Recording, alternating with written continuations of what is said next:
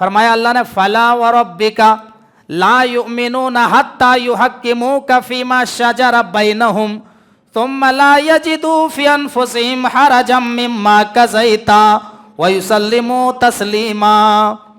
ऐ नबी, तेरे रब की कसम, वो मोमिन नहीं हो सकता। कौन मोमिन नहीं हो सकता? कि आप कोई फैसला कर दें, आप जो फैसला कर दें और आपके फैसले को बिला चूचिरा तस्लीम न कर लें। जब तक आपके फैसले को दिल से न मान लें तब तक मोमिन नहीं हो सकता। इन चारों इमामों को जो बुरा भला कहे, इन चारों इमामों को जो गाली दे, जो बुरा भला कहे, उनको हम फासिक और फाजिर मानते हैं, उनको हम मोमिन नहीं मान सकते हैं। लेकिन हाँ सुन लो, अगर इन चारों इमामों का मर्तबा, अगर इन चारों इमामों का मर्तबा नबी अकरम जनाब मोहम्मद रसूलुल्लाह से ऊपर उठा दे, नबी अकरम की हदीस आ जाने के बाद और इन इमाम के कौल आ जाने के बाद, इमाम का कौल तो मान ले और नबी की हदीस पर बुलडोजर चला दे, तो हम ऐसे लोगों को भी मुसलमान नहीं गर्दानते हैं। अल्लाह तबारक व तआला इरशाद फरमाता है, इन्नल्लाह ला यगफिरु अन युशरका बिही व यगफिरु मा दूना ज़ालिका लिमन यशाउ व मन युशरिक बिल्लाहि फ़क़द इफ्तरा इस्मन अज़ीमा। जो लोग अल्लाह के अलावा दूसरों की इबादत करते हैं, अल्लाह तबारक व तआला उन लोगों को माफ़ नहीं करेगा। अल्लाह शिर्क के अलावा दीगर गुनाहों को जिसके लिए चाहता है माफ़ कर देता है, लेकिन जहाँ तक शिर्क का मामला है, अल्लाह तबारक व तआला शिर्क को कभी माफ़ नहीं करेगा।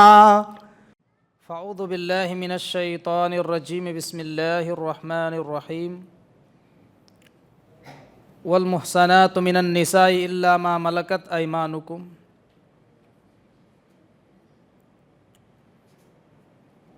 मोहतरम मुसल्लियान कराम, दोस्तों, बुज़ुर्गों, पर्दा नशीं प्यारी माँ और बहनों, अज़ीज़ बच्चों,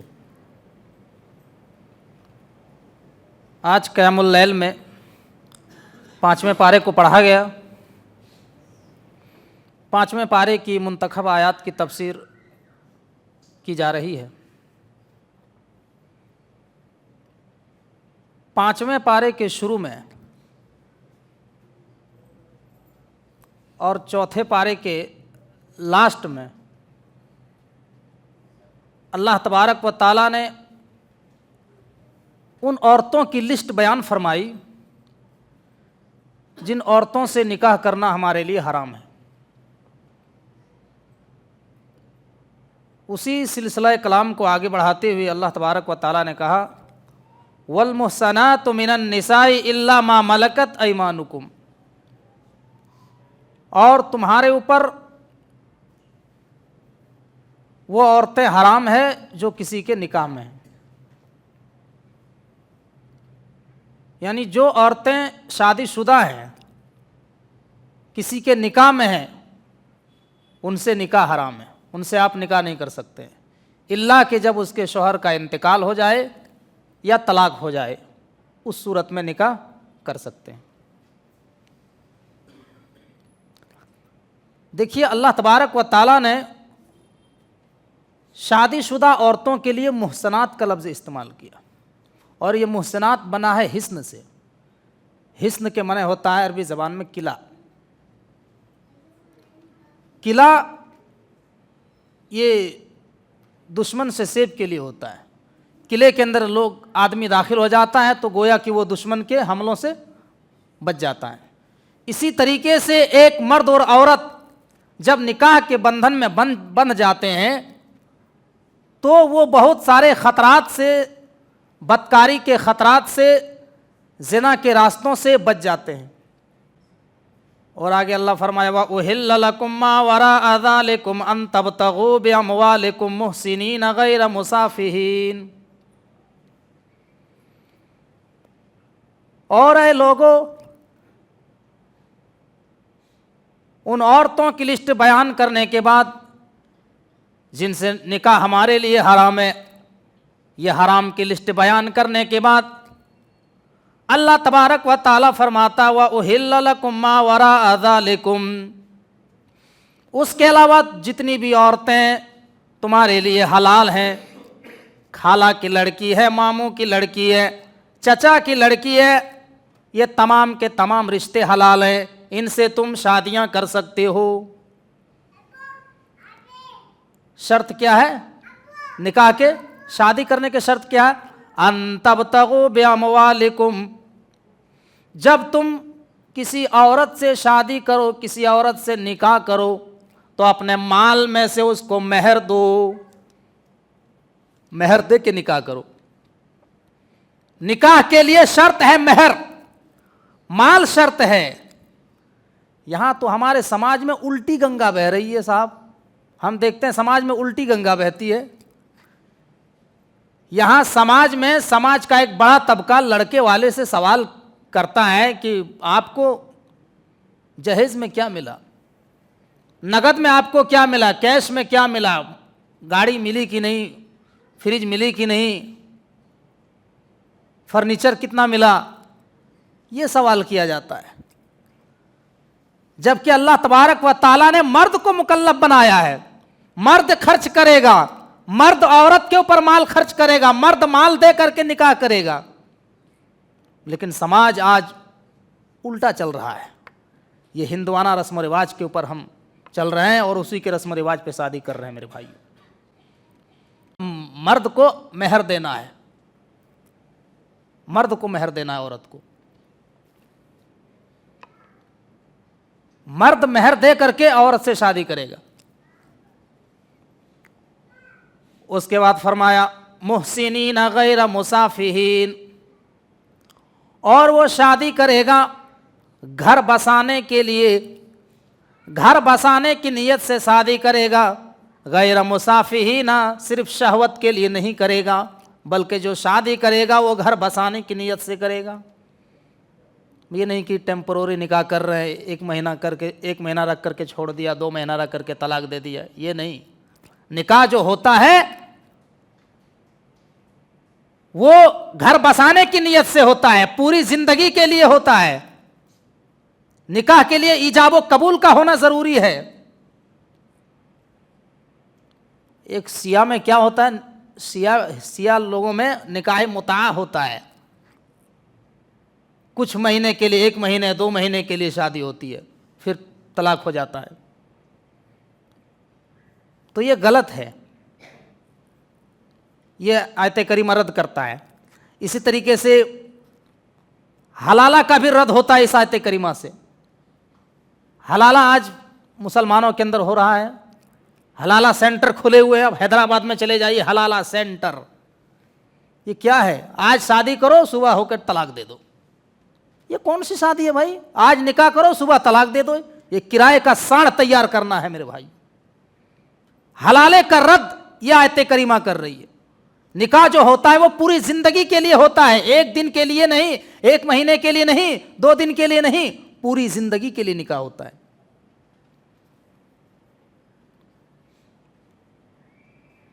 और एक बहुत प्यारी बात अल्लाह रब्बुल आलमीन ने बयान फरमाई। ये निकाह का तरीका और निकाह की शर्तें बयान करने के बाद अल्लाह तबारक व ताला फरमाता है, वल्लाहु युरीदु अन यतूबा अलैकुम व युरीदुल्लज़ीना यत्तबिऊना शहवाति अन तमीलू मैलन अज़ीमा। अल्लाह तबारक व ताला चाहता है कि मुआशरा पाक हो जाए। अल्लाह मुआशरे को पाक करना चाहता है, निकाह के जरिए, शादी के जरिए मुआशरे को पाक करना चाहता है। जो लोग ख्वाहिशात की पैरवी करते हैं, जो लोग ख्वाहिशात की पैरवी करते हैं, अल्लाह तबारक व ताला कहता है कि वो जो लोग ख्वाहिशात की पैरवी करते हैं वो बहुत दूर हट जाते हैं। युरीदुल्लाहु अन युखफ्फिफ अन्कुम व खुलिकल इंसानु ज़ईफ़ा। अल्लाह तबारक व ताला ने मर्द को इस मामले में बहुत कमज़ोर पैदा किया है। मर्द को औरत के मामले में अल्लाह तबारक व ताला ने बहुत कमज़ोर पैदा किया है। मर्द को औरत के मामले में बहुत, हमने साहब समाज और सोसाइटी में देखा, अच्छे अच्छे लोग फिसल जाते हैं, औरत के फितने में फंस जाते हैं। बड़े बड़े तकवा वाले फिसल जाते हैं, बड़े बड़े फजीलतुश शेख की डिग्री धरी की धरी रह जाती है इस मामले में। बड़े बड़े अल्लामा औरत की जाल में फंस जाते हैं। अल्लाह के नबी ने फरमाया कि मर्द के लिए औरत सबसे बड़ा फितना है। अल्लाह के नबी ने फरमाया मा तरक तो बाद फितनतन अदर्रा अला रिजाल मिन उम्मती मिनन निसा, मैंने अपने उम्मत के मर्दों के लिए औरतों से ज्यादा खतरनाक कोई फितना नहीं छोड़ा है। मैंने अपने उम्मत के मर्दों के लिए औरतों से ज्यादा खतरनाक कोई फितना नहीं छोड़ा है। इस उम्मत का सबसे खतरनाक फितना औरत का फितना है। औरत के फितने में बड़े बड़े तकवा वाले फिसल जाते हैं। तो मर्द को औरत के मामले में कमजोर पैदा किया गया। तो निकाह के जरिए ही इंसान जो है ज़िना के रास्ते से बच सकते हैं। उसके बाद अल्लाह तबारक व तआला आगे फरमाता है कि ए मुसलमानों सुनो, तुम आपस के लोगों का माल नाजायज तरीके से ना खाओ, तुम लोगों का माल नाहक तरीके से हड़प ना करो। फरमाया या अय्युहल्लज़ीना आमनू ला ताकुलू अमवालकुम बैनकुम बिल बातिल इल्ला अन तकूना तिजारतन अन तरादिम मिनकुम वला तक़्तुलू अनफुसकुम। ऐ ईमान वालो, ऐ मुसलमानों, तुम अपने आपस के माल को नाजायज तरीके से ना खाओ। नाजायज की बहुत सारी शक्लें हो सकती है, सूद के जरिए, जुआ के जरिए, डाके जानी करके, चोरी के जरिए, रिश्वत के जरिए। इसी तरीके से हाकिमों को रिश्वत दे करके किसी की ज़मीन और जायदाद को अपने नाम में करा लेना, ये तमाम की तमाम शक्लें नाजायज तरीके हैं, बातिल तरीके हैं। या अय्युहल्लज़ीना आमनू ला ताकुलू अमवालकुम बैनकुम बिल बातिल, ऐ लोगो तुम आपस के माल को नाजायज तरीके से, बातिल तरीके से न खाओ। वला तक़्तुलू अनफुसकुम, और नाजायज तरीके से माल खाकर तुम अपने आप को हलाक न करो, अपने आप को कत्ल न करो। नाजायज तरीके से जो लोग माल खाते हैं गोया कि वो अपने आप को हलाक कर रहे हैं, अपने आप को कत्ल कर रहे हैं। बहुत बड़ा जुर्म है नाहक तरीके से माल को खाना। उसके बाद अल्लाह तबारक व तआला ने यह फरमाया कि तुम अपने दामन को बड़े बड़े गुनाहों से बचाओ, कबीरा गुनाहों से अपने आप को बचाओ तो अल्लाह ताला सगीरा गुनाह को ऐसे ही माफ़ कर देगा। तुम बड़े बड़े गुनाहों से बचो तो अल्लाह छोटे गुनाहों को माफ़ कर देगा, सगीरा गुनाहों को मिटा देगा। फरमाया इन तजतनिबू कबाइर मा तुनहौना अन्हु नुकफ्फिर अन्कुम सय्यातिकुम वनुदखिलकुम मुदखलन करीमा। ऐ लोगों, अगर तुम बड़े बड़े गुनाहों से बचोगे, अगर तुम कबीरा गुनाहों से बचोगे तो हम तुम्हें सगीरा गुनाह से बचा लेंगे, हम तुम्हें छोटे छोटे गुनाहों से बचा लेंगे, तुम्हारे छोटे गुनाहों को हम माफ़ कर देंगे। बड़े बड़े गुनाह क्या हैं? अब यहाँ सवाल ये पैदा होता है कि बड़े बड़े गुनाह क्या हैं, कबीरा गुनाह क्या है? तो इस आयत की तफसीर में हज़रत अब्दुल्लाह इब्न अब्बास, जिनको तर्जमानुल कुरान कहा जाता है, कुरान की तफसीर करने वाले नबी अकरम सल्लल्लाहु अलैहि वसल्लम के ज़माने के सहाबी रसूल हैं हज़रत अब्दुल्लाह इब्न अब्बास, वो इस आयत करीमा की तफसीर में लिखते हैं कि कबीरा गुनाह उन गुनाहों को कहा जाता है जिन गुनाहों में 4 लफ्ज़ पाए जाते हों। पहला लफ्ज़ तो यह है कि जिस गुनाह के ऊपर अजाब का जिक्र किया गया हो कि ऐसा करोगे तो अजाब मिलेगा, ऐसा करोगे तो अजाब मिलेगा, तो वो कबीरा गुनाह है। और दूसरा फरमाया कि लानत का लफ्ज़ जिस गुनाह के आगे आया कि ये गुनाह करने पर अल्लाह की लानत बरसती है, तो गोया कि वो कबीरा गुनाह है। और क्या है? अब्दुल्लाह इब्न अब्बास लिखते हैं कि कबीरा गुनाह उन गुनाहों को भी कहते हैं जिन गुनाहों के ऊपर जहन्नम की वईद सुनाई गई हो, जहन्नम की वईद कि ऐसा करोगे तो जहन्नम में दाखिल होगे। और इसी तरीके से चौथा लफ्ज़ बयान फरमाते हैं कि जिस गुनाह के आगे गज़ब का लफ्ज़ इस्तेमाल हुआ हो कि ऐसा करोगे तो अल्लाह का गज़ब नाजिल होगा, तो गोया कि ये बड़े बड़े गुनाह हैं, इनको कबीरा गुनाह कहा जाता है। बड़े बड़े गुनाह, कत्ल हो गया, ज़िना हो गया, सूद हो गया, चोरी हो गया, ये बड़े बड़े गुनाह हैं, शिर्क हो गया, इन गुनाहों से बचना है। जो लोग इन गुनाहों से बचते हैं अल्लाह तबारक व ताला उनके छोटे छोटे गुनाहों को माफ़ कर देता है, छोटे छोटे गुनाहों को माफ़ कर देता है। तो अपने दामन को कबीरा गुनाहों से बचाओ मेरे भाइयों, बड़े बड़े गुनाहों से। उसके बाद अल्लाह तबारक व ताला ने फरमाया कि मर्द जो है औरत के ऊपर कव्वाम है। घर के अंदर जिम्मेदार कौन होता है? घर के अंदर मालिक कौन होता है? पूरे घर का जिम्मेदार कौन होता है? मर्द होता है। मस्जिद में बहुत लोग आते हैं, मस्जिद के मेंबर कई होते हैं, लेकिन मस्जिद को चलाने वाला एक आदमी सरदार होता है जिसको मुतवल्ली कहा जाता है। इसी तरीके से मदारिस के अंदर कई टीचर होते हैं, कई असातिज़ा कराम होते हैं, लेकिन उनमें से एक हेड मुदर्रिस होता है जिनको प्रिंसिपल कहा जाता है।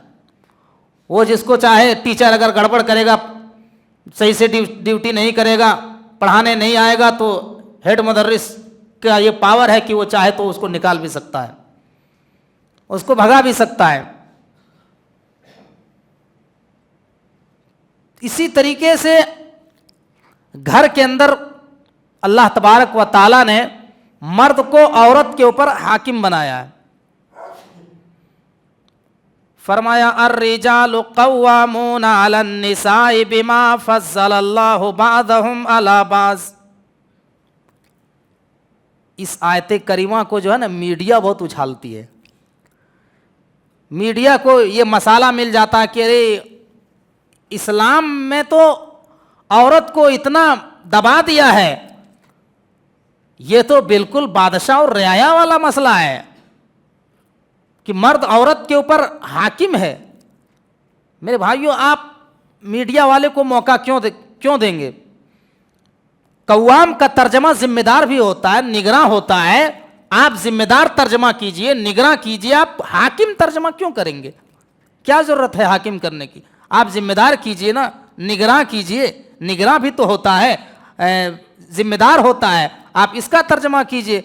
अब ले दे के खाली करते हैं कि मर्द को औरत के ऊपर हाकिम बना दिया, तो जब दूसरे लोगों के कान में जब पड़ती है तो कहता है अरे इस्लाम में देखो औरतों को इतना दबाया गया है, ये तो बादशाह और रियाया वाला मसला है। फिर बादशाह और रियाया वाला तो उनकी जो है उसकी दो वजह है। मर्द को औरत के ऊपर जो जिम्मेदार बनाया है, निगरान बनाया है, हाकिम बनाया, तो उसके ऊपर उसके दो रीजन्स हैं, उसके दो कारण हैं। क्या है? पहली रीजन है बिमा फज़्ज़लल्लाहु बअदहुम अला बाज़ व बिमा अनफ़क़ू मिन अमवालिहिम। पहली चीज क्या है कि अल्लाह तबारक व ताला ने ये सिस्टम बनाया है, मर्द को औरत के मुकाबले में मजबूत बनाया है। औरत जो है मर्द के मुकाबले में क्या कमज़ोर है, मर्द को ताकतवर बनाया है। मर्द मजबूत हैं फितरी, तो आप मर्द का ढांचा देखिए, औरत का ढांचा देखिए, दोनों में ज़मीन और आसमान का फ़र्क है। मर्द 12 बजे रात में बैग कांधे पे टांगता है, सफ़र के लिए स्टेशन निकल जाता है, हैदराबाद, कोई यहाँ कोई चला गया, कोई बेंगलोर चला गया, रात के 12 बजे घर से निकलता है, स्टेशन जाता है। लेकिन किसी औरत के अंदर हिम्मत नहीं है, वो निकलने से पहले 1000 बार सोचती है, अकेले वो नहीं निकल सकती है, उसके इज्जत व आबरू का ज़्यादा खतरा रहता है। औरत को कमज़ोर बनाया गया मर्द के मुकाबले में। और मर्द मजबूत है, मर्द का ढांचा देखिए, मर्द कहीं भी बिला झिझक सफ़र करता है, लेकिन औरत के अंदर ये ताकत नहीं है, औरत नहीं कर पाएगी। तो ये अल्लाह रब्बुल आलमीन ने ये फजीलत दी है, तो इंसान क्या कर सकता है? और दूसरी वजह क्या है? व बिमा अनफ़क़ू मिन अमवालिहिम।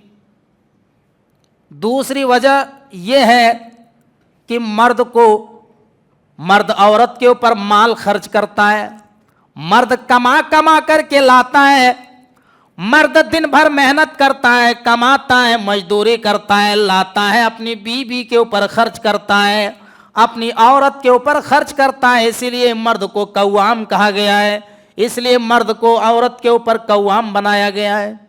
यही वजह है। अब सवाल ये पैदा होता, बहुत सारे लोग कहते हैं मौलवी साहब बहुत सारे घरों में ऐसा है कि मर्दों की नहीं चलती, औरतों की चलती है, और यहाँ तो कहा गया कि मर्द कव्वाम है, और बहुत सारे घरों में देखा गया कि औरत की चलती है, मर्द की नहीं चलती है। तो फिर टकराव हो रहा है ना इस आयत करीमा से। तो उसका जवाब ये है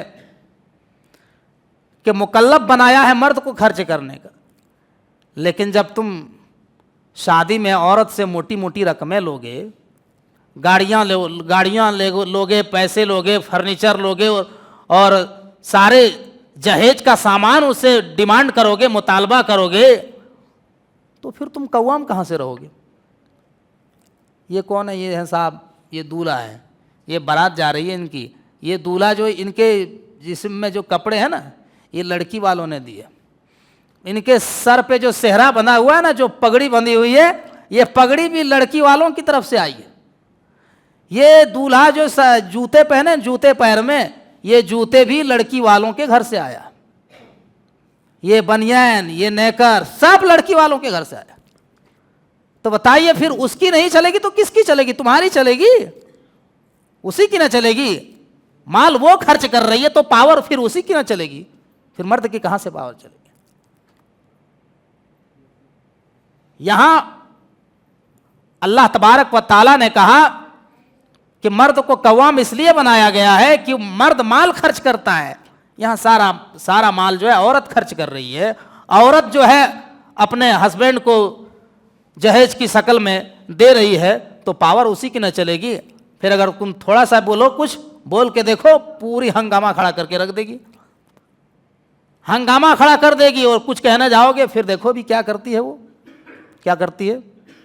इसीलिए इस आयत करीमा में अल्लाह तबारक व ताला ने कहा कि मुकल्लफ जो है वो मर्द है, जिसकी वजह से कव्वाम है।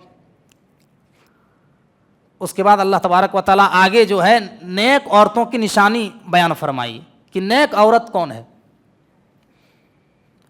फरमाया फस्सालिहातु कानितातुन हाफिजातुल लिल गैबि बिमा हफिज़ल्लाह। नेक औरत वो है जो अल्लाह की फरमा बरदार होती है, अल्लाह की फरमा बरदार होती है और अपने शौहर की फरमा बरदारी करती है। हाफिजातुल लिल गैबि बिमा हफिज़ल्लाह। और जब उसका शौहर कहीं बाहर चला जाता है काम करने के लिए, नौकरी करने के लिए, जब उसका शौहर बाहर चला जाता है तो अपनी इज्जत की हिफाजत करती है और अपने शौहर के माल की भी हिफाजत करती है। ये नेक औरतों की पहचान है। नेक औरतों की पहचान क्या है? नेक बन जाए, फरमाबरदार बन जाए और अपने शौहर की गैर मौजूदगी में अपनी इज्जत की हिफाजत करे और अपने शौहर के माल की हिफाजत करे। उसके बाद जो है कभी कभी ऐसा होता है कि मियाँ बीवी में बहुत बनाने की कोशिश होती है, बहुत कुछ करने की कोशिश होती है, लेकिन दोनों में पटरी नहीं खाती है, दोनों में तालमेल नहीं होता है। तो अब क्या किया जाए? अब तलाक दे दो? सब्जी में थोड़ा सा नमक ज़्यादा हो जाए तो तलाक दे दो? चाय आपके पास ठंडी पहुंच जाए तो क्या करेंगे? तलाक दे देंगे आप? नहीं, उसका हल बताया जा रहा है। फरमाया कि अगर तुम्हें यह लग रहा है कि औरत सर पे चढ़ रही है, हमें जिम्मेदार नहीं मान रही है, हमें ये गर्दान नहीं रही है, ये सरकसी कर रही है, हमारे सर पे चढ़ी जा रही है, किसी भी तरह से की बात मानने के लिए तैयार नहीं, तो उसका हल बताया वल्लाती तखाफून नुशूज़हुन्ना फ़इज़ूहुन्ना। अगर तुम्हें खौफ है कि औरत सरकसी कर रही है, हमारी बात नहीं मान रही है, तो तुम उसको नसीहत करो, उसको समझाओ, कुरान से दलील दो, हदीस से दलील दो, डराओ कि जो औरत अपने शौहर की नाफरमानी करती है उसका क्या अंजाम है। कोई भी आदमी कुरान हदीस से उनको दलील दोगे तो मानेगा, बिल्कुल मानेगा, कोई भी आदमी हो। तो अगर वो अल्लाह से डरने वाली है तो बिल्कुल वो मानेगी। उसको नसीहत किया जाए और समझाने पर, नसीहत करने पर अगर वो नहीं मानती है तो फरमाया वह जोरो हो न फिल मजाजी, तो फिर उसका बिस्तर अलग कर दो, आप अलग सोएं और वो अलग सोएं, कमरा बदल दो, अपनी बीवी की बिस्तर अलग कर दो, कमरा चेंज कर दो, आप अलग वो अलग। एक औरत के लिए सबसे बड़ी सजा ये है कि उसका शौहर उनसे अलग हो जाए, अलग बिस्तर में सोए, ये औरत की सबसे बड़ी सजा है। और अगर इस पे भी अगर वो नहीं मान रही है तो क्या किया जाए, इस पर भी अगर वो नहीं सुधर रही है तो कुरान कहता वदरिबू हुन्ना, तो नसीहत के लिए, सबक सिखाने के लिए उसको हल्की फुल्की मारो, हल्की फुल्की मारो, इतना जोर से भी नहीं कि जिस्म में निशान पड़ जाए, देखो निशान पड़ गया, इस तरह से नहीं मारना है, उसकी पूरी कैद लगाई है। ये मसला पेश आता है समाज के अंदर। नबी अकरम सल्लल्लाहु अलैहि वसल्लम के ज़माने में भी एक मर्तबा ये मसला पेश आया। अल्लाह के नबी ने कह दिया कि कोई आदमी अपनी औरत पर हाथ नहीं उठाएगा, तो औरतें पूरा जबर बन गई, सुनती है तो सुन रही है, नहीं सुन रहे तो नहीं सुन रही है। वो तो समझ गए कि प्यारे नबी ने मना कर दिया, हमारे ऊपर तो हाथ कोई उठा नहीं सकता है। अब कुछ लोग आए अल्लाह के नबी सल्लल्लाहु अलैहि वसल्लम के पास, का अल्लाह के नबी औरतें तो बड़ी बहा गई है, जबर हो गई है, हमारी बात तो सुन नहीं रही है। तब अल्लाह के नबी ने सल्लल्लाहु अलैहि वसल्लम ने कहा कि थोड़ा बहुत मार सकते हो। अब सहाबाए कराम ने, इधर सहाबाए कराम को इजाज़त मिली, महीने भर से खामोश बैठे पड़े थे, अब इनको मौका मिला, इतनी बैटिंग की, इस तरीके से बैटिंग की कि सारी औरतें नबी अकरम सल्लल्लाहु अलैहि वसल्लम के घर को घेर ली और सारी औरतें नबी अकरम के घर में धरना प्रदर्शन कर दी। सारी औरतें जमा हो गई और कहने लगे अल्लाह के रसूल, आपने औरतों को मारने की इजाजत दी, पूरा कसर निकाल रहे हैं, बहुत मार रहे हैं, जानवरों की तरह पीट रहे हैं। अल्लाह के नबी सल्लल्लाहु अलैहि वसल्लम मस्जिद के अंदर तशरीफ लाए, आपने खुतबा दिया और फरमाया है लोगों, कोई भी आदमी अपनी औरत पे हाथ नहीं उठा सकता है, कोई भी आदमी अपनी औरत को नहीं मार सकता है। जो आदमी अपनी औरत के ऊपर हाथ उठाता है गोया कि वो अच्छे लोग नहीं हैं, वो अच्छे मुसलमान नहीं हैं, वो अच्छे मुसलमान नहीं हैं। मेरे भाइयों, तो ये अल्लाह के नबी सल्लल्लाहु अलैहि वसल्लम ने हमें तरीका बताया कि नसीहत के लिए, सबक सिखाने के लिए थोड़ा बहुत मारो, ये नहीं कि जानवरों की तरह पीटो। और अगर इसके बावजूद भी अगर वो औरत नहीं सुधर रही है तो फिर क्या किया जाए, कुरान कहता है हकमम मिन अहलिही व हकमम मिन अहलिहा, तो एक आदमी मर्द की तरफ से और एक आदमी औरत की तरफ से हकम बना दिया जाए, जज बना दिया जाए और दोनों को बैठा करके आपस में समझौता किया जाए, बातचीत से मसला हल किया जाए। और इस पर भी नहीं बात बनती है तब जाकर के वो स्टेप आता है जिसको मीडिया उछालती है, जिसको तलाक कहा जाता है। इतने स्टेप के बाद, पहले इतने स्टेप पर अमल तो करो तब जाकर के तलाक का मसला आता है। ऐसे ही तलाक तलाक, नमक ज्यादा हो गया सब्जी में तलाक, नहीं, ये मसला नहीं है मेरे भाइयों। मैं कुरान खिलाफ वर्जी कर रहा है ऐसे लोगों की। उसके बाद अल्लाह तबारक व ताला ने आगे जो है 10 हुकूक बयान किए। अल्लाह के हक क्या है, वालिदैन के हक क्या है, पड़ोसियों के हक क्या है, बहुत सारे हुकूक बयान किए गए। सारे हुकूक पर हम तो बात नहीं कर सकते हैं, लेकिन अलबत्ता इसमें एक चीज़ हम बयान कर दे रहे हैं, वल जारि ज़िल कुर्बा, इसमें से जो पड़ोसी का हक है, पड़ोसी का बहुत बड़ा हक है। पड़ोसी 3 तरह के होते हैं, इतना याद रखिए, पड़ोसी 3 तरह के होते हैं। एक पड़ोसी जो आपका सिर्फ पड़ोसी है, और एक आदमी है जो आपका पड़ोसी है और मुसलमान भी है, ये दूसरा किस्म का पड़ोसी हो गया। और तीसरे किस्म के पड़ोसी कौन हुए, तीसरे किस्म के पड़ोसी हुए जो मुसलमान है, आपका रिश्तेदार भी है, मुसलमान भी है और वो आपके पड़ोसी भी है। तो ये 3 हक हो गए उनके ऊपर। लेकिन हम यहाँ देखते हैं साहब, जिनके 3 हुकूक हैं, जो हमारा पड़ोसी भी है, मुसलमान भी है, हमारा रिश्तेदार भी है, उनसे तो हमारी बातचीत नहीं हो रही है। और जो हम जिसके ऊपर हमारे 3 हुकूक हैं, जो हमारे रिश्तेदार हैं, मुसलमान हैं और पड़ोसी हैं, तीन तीन हक हैं, उस पर तो हमारी बातचीत नहीं हो रही है। कहते हैं कि आप उनसे आपका क्या मतलब? नहीं, वो उनसे हमारी बातचीत नहीं हो रही है। बताइए, जिनके तीन तीन हुकूक हैं उनसे बातचीत नहीं हो रही है, और जिनके एक हक है उनसे राब्ता। ये मेरे भाइयों पड़ोसी के बहुत बड़े हक हैं। तो अल्लाह ने पड़ोसी का हक बयान किया। उसके बाद अल्लाह तबारक व ताला ने शिर्क जो दुनिया का सबसे बड़ा गुनाह है उसके बारे में बताया कि शिर्क बहुत बड़ा गुनाह है। दुनिया का सबसे बड़ा पाप क्या है? शिर्क है। सबसे बड़ा गुनाह शिर्क है। अल्लाह तबारक व ताला इरशाद फरमाता है, इन्नल्लाह ला यगफिरु अन युशरका बिही व यगफिरु मा दूना ज़ालिका लिमन यशाउ व मन युशरिक बिल्लाहि फ़क़द इफ़्तरा इस्मन अज़ीमा। जो लोग अल्लाह के अलावा दूसरों की इबादत करते हैं, अल्लाह तबारक व ताला उन लोगों को माफ़ नहीं करेगा। अल्लाह शिर्क के अलावा दीगर गुनाहों को जिसके लिए चाहता है माफ़ कर देता है, लेकिन जहाँ तक शिर्क का मामला है अल्लाह तबारक व ताला शिर्क को कभी माफ़ नहीं करेगा। जो शिर्क के हालत में मरा और दुनिया से चला गया, अल्लाह रब्बुल आलमीन क़यामत के दिन उसको माफ़ नहीं करेगा। जिसने अल्लाह के साथ दूसरे को शरीक बनाया, कुरान कहता है फ़क़द इफ़्तरा इस्मन अज़ीमा, गोया कि वो अल्लाह रब्बुल आलमीन पर बहुत बड़ा झूठ बांधता है। उसने अल्लाह पर झूठ बांधा। आज देख रहे साहब, आज अल्लाह के अलावा किसकी इबादत हो रही है? आज अल्लाह के अलावा दूसरों से मांगा जा रहा है। दूसरे को हाजत रवा, मुश्किल कुशा, गौसे आजम, गरीब नवाज, आज उसको माना जा रहा है, उसको पुकारा जा रहा है जिसकी कोई हैसियत नहीं है, जो कब्र के अंदर मदफून है, जो दफन है। दे दे बाबा दे दे। बताइए साहब, ये बहुत बड़ा शिर्क है। अल्लाह का हक मार करके किसी दूसरे को देना, यह अल्लाह के साथ सबसे बड़ा जुर्म है। अल्लाह इस जुर्म को कभी माफ नहीं करेगा। अल्लाह अकबर। दुनिया का सबसे बड़ा पाप शिर्क है। उसके बाद अल्लाह तबारक व ताला तयम्मुम का मसला बयान करता।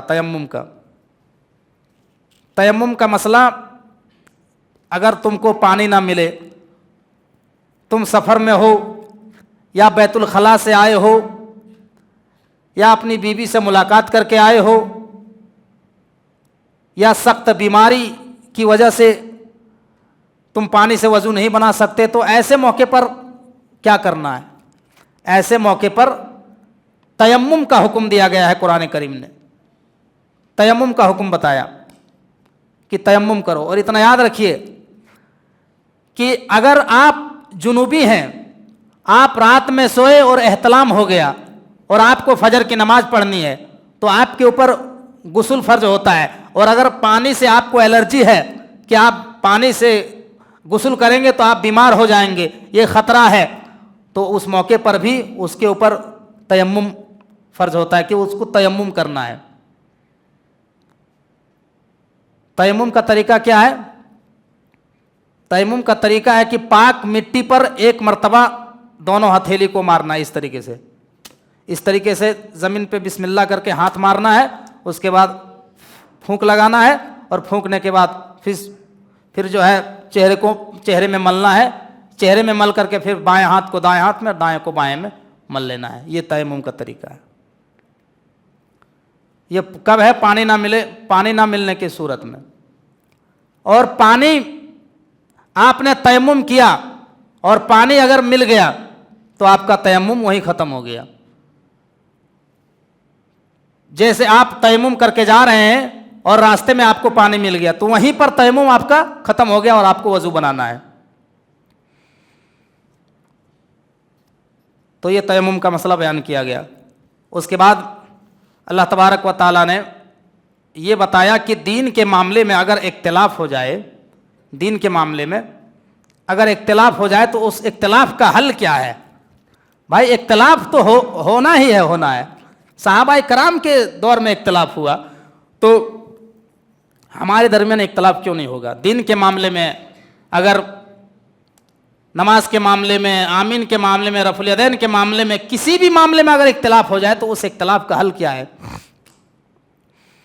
अल्लाह रब्बुल आलमीन कहता है या अय्युहल्लज़ीना आमनू अतीउल्लाह व अतीउर रसूल व उलिल अम्रि मिनकुम फ़इन तनाज़अतुम फ़ी शैइन फ़रुद्दूहु इलल्लाहि वर रसूल इन कुंतुम तुमिनूना बिल्लाहि वल यौमिल आखिर।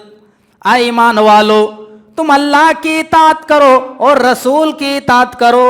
ऐ मुसलमानों, तुम अल्लाह की इताअत करो, रसूल की इताअत करो। व उलिल अम्र मिनकुम, और अपने अमीर की इताअत करो। तुम में से जिनको अमीर बनाया गया है, अपने अमीर की इताअत करो। फ़इन तनाज़अतुम फ़ी शैइन, और अगर दीन के मामले में इख्तिलाफ हो जाए, किसी मसले को लेकर इख्तिलाफ हो जाए, झगड़ा हो जाए, तो उस झगड़े का हल क्या है? उस झगड़े को तुम कहाँ ले जाओगे? किस आलिम की अदालत में ले जाओगे? कहाँ ले जाओगे? अल्लाह रब्बुल आलमीन कहता फरुद्दूहु इलल्लाहि वर रसूल, तो उस झगड़े को तुम अल्लाह की तरफ लौटाओ और रसूल की तरफ लौटाओ, यानी कुरान की तरफ ले लौटाओ और हदीस की तरफ लौटाओ। कुरान से जो फैसला हो, मोहम्मद रसूलुल्लाह की हदीस से जो फैसला हो, उसको बिला चूचिरा तस्लीम करना है। मेरे भाइयों, हम कहाँ कहते हैं कि अबू हनीफा को नहीं मानना चाहिए? हम कहाँ कहते हैं कि इमाम शाफई को नहीं मानना चाहिए? हम कहाँ कहते हैं कि इमाम अहमद इब्न हम्बल को मत मानो? हम कहाँ कहते हैं इमाम मालिक रहमतुल्लाह को ना मानो? मेरे भाइयों, इतना याद रखना कि जो अबू हनीफा रहमतुल्लाह अलैह को गाली दे वो फाजिर, जो इमाम शाफई को बुरा भला कहे वो फासिक, जो इमाम अहमद इब्न हम्बल को बुरा भला कहे गाली दे वो फाजिर, जो इमाम मालिक रहमतुल्लाह अलैह को गाली दे वो फासिक। इन चारों इमामों को जो बुरा भला कहे, इन चारों इमामों को जो गाली दे, जो बुरा भला कहे, उनको हम फासिक और फाजिर मानते हैं, उनको हम मोमिन नहीं मान सकते हैं। लेकिन हाँ, सुन लो, अगर इन चारों इमामों का मर्तबा, अगर इन चारों इमामों का मर्तबा नबी अकरम जनाब मोहम्मद रसूलुल्लाह से ऊपर उठा दे, नबी अकरम की हदीस आ जाने के बाद और इन इमाम के कौल आ जाने के बाद इमाम का कौल तो मान ले और नबी की हदीस पर बुलडोजर चला दे, तो हम ऐसे लोगों को भी मुसलमान नहीं गर्दानते हैं। मेरे भाइयों, इमाम कुछ कह रहे हैं और नबी अकरम की हदीस कुछ कह रही है, तो इमाम की बात अलग है, नबी अकरम की हदीस अलग है। तो आप किन की बात लेंगे? आप जनाब मोहम्मद रसूलुल्लाह सल्लल्लाहु अलैहि वसल्लम की हदीस को लेंगे, इमाम की बात को छोड़ देंगे।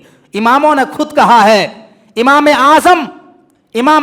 आजम अबू हनीफा रहमतुल्लाह अलैह ने खुद कहा है, इदा सहल हदीसु फहुआ मजहबी, जब सही हदीस मिल जाए, जब तुम्हें नबी की सही हदीस मिल जाए तो उसको मान लेना, वही मेरा मजहब है, वही मेरा मजहब है। और हम तो वही करते हैं, जिस इमाम की बात नबी अकरम से मिल जाती है उनकी बात की हम तस्दीक आमन्ना व सद्दकना कहते हैं, और जो बात नबी से टकरा जाती है, नहीं मिलती है, इमाम कुछ कह रहे हैं, नबी अकरम की हदीस से नहीं मिलती है, तो इमाम साहब की बात को हम छोड़ देते हैं, नबी अकरम की हदीस को ले लेते हैं। ये है, हम सब चारों इमामों का एहतराम करते हैं, चारों इमामों का हम एहतराम करते हैं, किसी एक का एहतराम हम नहीं करते, हम चारों का एहतराम करते हैं, चारों की इज्जत करते हैं। चारों ने दीन के लिए बहुत कुर्बानियां दी है मेरे भाइयों, हदीस में बहुत मेहनत किए हैं इन चारों इमामों ने, और इनको अगर कोई बुरा भला कहेगा तो फिर वो मोमिन नहीं हो सकता, वो फाजिर है, वो फासिक है। तो दीन के मामले में अगर इख्तिलाफ हो जाए तो उसको कहाँ ले जाना है? अल्लाह की तरफ ले जाना है, कुरान की तरफ और हदीस की तरफ, और वहाँ से जो फैसला है उनको हर मुसलमान को मानना है। इख्तिलाफ सहाबा कराम के दौर में हुआ, अल्लाह के नबी सल्लल्लाहु अलैहि वसल्लम का इंतकाल हुआ, सहाबा के दरमियान इख्तिलाफ हुआ कि नबी के बाद खलीफा कौन बनेगा, खलीफा किनको बनाया जाएगा। लोग अलग दावा कर रहे हैं, कुरैश के लोग दावा कर रहे हैं कि हम बनेंगे, दूसरे कबीले वाले दावा कर रहे हैं कि खलीफा हम में से बनेगा। ये लोग लड़ रहे हैं, आपस में झगड़ रहे हैं खलीफा बनने के लिए कि खलीफा हम में से बनेगा। नौबत यहां तक आ पहुंची कि तलवार निकल गई कि यहां एक दूसरे की गर्दन मार दें। इतने में एक आदमी खड़ा हुआ, एक सहाबी रसूल खड़े होते हैं और कहते हैं कि मैंने अल्लाह के नबी की जबान से सुना है, मैंने अल्लाह के नबी को फरमाते हुए सुना है, अल आइम्मतु मिन कुरैश, नबी के इंतकाल के बाद इमाम कुरैश में से बनाया जाएगा, नबी अकरम के इंतकाल के बाद खलीफा कुरैश में से बनाया जाएगा। जब ये सुनते हैं सारे लोग सर तस्लीम खम कर देते हैं, सारे लोग सरेंडर कर देते हैं, सर वहीं झुका देते हैं कि जब नबी की हदीस आ गई तो अब झगड़ने की कोई ज़रूरत नहीं है। जब सही हदीस आ जाए तो वहाँ पे सर तस्लीम खम कर देना चाहिए, नहीं कि साहब सही हदीस मौजूद होने के बावजूद भी मौली साहब ये तो हमारी समझ में नहीं आ रही है, हमारे मौलाना तो ऐसा बताए हैं, हमारे मौलाना तो ये कहते हैं और आप ये कह रहे हैं। सही हदीस होने के बावजूद भी आज कितने सारे लोग जो है नहीं मानते हैं, इनकार कर देते हैं कि नहीं ये हमारे बुजुर्ग के कौल के खिलाफ है। मेरे भाइयों, यहाँ अल्लाह तबारक व ताला कहता है कि अगर तुम दीन के मामले में तुम्हारे दरमियान इख्तिलाफ हो जाए, फरुद्दूहु इलल्लाहि वर रसूल, तो अल्लाह की तरफ लौटाओ, रसूल की तरफ लौटाओ। इन कुंतुम तुमिनूना बिल्लाहि वल यौमिल आखिर, अगर तुम अल्लाह पर ईमान रखते हो, कयामत के दिन पर ईमान रखते हो तो। उसके बाद अल्लाह तबारक व ताला कहता है क्या है मेरे नबी, जब तक के तमाम मामलात में आपको हाकिम ना मान लें, आपको फैसल ना मान लें, आप जो फैसला कर दें और उस फैसले को बिला चूं चिरा तस्लीम ना अगर कोई कर ले, तब तक वो मोमिन नहीं हो सकता है। अल्लाह ने अपने नबी के रब की कसम खाई, फरमाया अल्लाह ने फला व रब्बिका ला युमिनूना हत्ता युहक्किमूका फीमा शजरा बैनहुम सुम्मा ला यजिदू फी अनफुसिहिम हरजम मिम्मा कज़ैता व युसल्लिमू तस्लीमा। ऐ नबी तेरे रब की कसम, वो मोमिन नहीं हो सकता। कौन मोमिन नहीं हो सकता? कि आप कोई फैसला कर दें, आप जो फैसला कर दें और आपके फैसले को बिला चूचिरा तस्लीम न कर लें, जब तक आपके फैसले को दिल से न मान लें तब तक मोमिन नहीं हो सकता। और अगर आप कोई फैसला कर दें और फैसला करने के बाद अगर दिल में कोई कीना कोई कपट रखता है कि फैसला गलत हुआ, फैसला हमारे हक में होना चाहिए था, फैसला गलत हो गया, अगर ऐसा अगर कोई कीना अपने दिल में कोई रखता है, ऐसा खोट रखता है, ऐसी सोच अगर कोई आदमी अपने दिल में रखता है, तो अल्लाह तबारक व तआला कहता है ला युमिनु ना, वो मोमिन नहीं हो सकता है, वो मोमिन नहीं है। एक मरतबा हज़रत जुबैर रज़ी अल्लाह तआला अन्हु, ये नबी अकरम जनाब मोहम्मद रसूलुल्लाह सल्लल्लाहु अलैहि वसल्लम के फूफाजाद भाई हैं, हज़रत सफ़िया रज़ी अल्लाह तआला अन्हा के बेटे हैं हज़रत ज़ुबैर, नबी अकरम सल्लल्लाहु अलैहि वसल्लम के फूफी के लड़के हैं।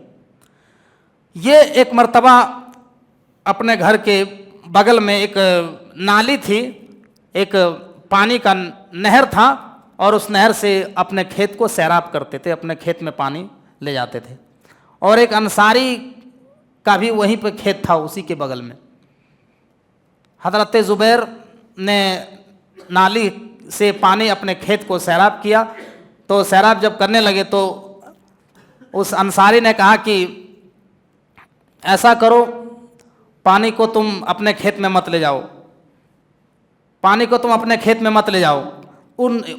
उससे झगड़ा हो गया, उस अंसारी से हज़रत जुबैर रज़ियल्लाहु ताला अन्हु को झगड़ा हो गया, पानी को लेकर के झगड़ा हुआ। अल्लाह के नबी सल्लल्लाहु अलैहि वसल्लम आए और कहा क्या मसला, क्या बात है? तो बताया, पूरी बात बताई। तो अल्लाह के नबी सल्लल्लाहु अलैहि वसल्लम ने कहा अय जुबैर, तुम नाली से पानी निकाल करके अपने खेत को सैराब करो, और जब तुम अपने खेत को सैराब कर लोगे उसके बाद तुम इस अंसारी आदमी के खेत को सैराब करने दे दो। तो उस अंसारी आदमी ने कहा कि अय मोहम्मद सल्लल्लाहु अलैहि वसल्लम, आप जो है अपने रिश्तेदारी की वजह से आप साइड ले रहे हैं, आप पक्ष ले रहे हैं, ये आपके फूफी के लड़के हैं इसलिए आप साइड ले रहे हैं, आप गलत फैसला कर रहे हैं। इतना सुनना था कि अल्लाह के नबी सल्लल्लाहु अलैहि वसल्लम का चेहरा लाल हो गया, गुस्से से चेहरा सुर्ख हो गया, और आपने फरमाया अय जुबैर, अपने खेत को सैराब करो, अपने खेत को सैराब करो, और सैराब करने के बाद पानी को ऐसे ही छोड़ दो यहां तक कि दीवारों से टकराए। उसी मौके पर यह आयत करीमा नाजिल हुई, फला व रब्बिका ला युमिनूना हत्ता युहक्किमूका फीमा शजरा बैनहुम। आए मेरे नबी, आपके फैसले को जो आदमी दिल से ना माने, आपके फैसला आ जाने के बाद अगर दिल में खोट रखता है, कीना कपट रखता है और कहता है कि फैसला गलत हुआ, तो वो मोमिन नहीं है, वो मुसलमान नहीं हो सकता है। मेरे भाइयों, तमाम मामलात में जज मानना है जनाब मोहम्मद रसूलुल्लाह सल्लल्लाहु अलैहि वसल्लम को। सबसे बड़ी सुप्रीम कोर्ट नबी अकरम जनाब मोहम्मद रसूलुल्लाह की कोर्ट है। वहां से जो भी फैसला आए हर मुसलमान को मानना है, हर मुसलमान को।